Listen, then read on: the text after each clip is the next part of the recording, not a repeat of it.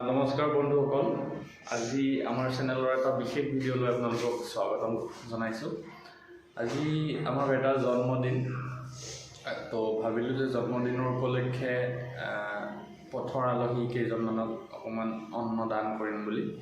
তো বহুদিনৰ পৰা ভাবি আছিলোঁ, কিন্তু আজি সময় পাইছোঁ, চাকৰিৰ পৰাও ছুটি লৈছোঁ, গতিকে সেই কামটো আজি কৰিম বুলি মনতে ধাৰণা কৰিলোঁ আৰু লগতে বেটাৰ জন্মদিনৰ বাবে তেখেতলোকৰ আশীৰ্বাদ লৈ মই এই কামটো কৰিবলৈ ওলাইছোঁ। গতিকে শেষলৈকে আপোনালোকে ভিডিঅ'টো স্কিপ নকৰাকৈ চাই থাকিব।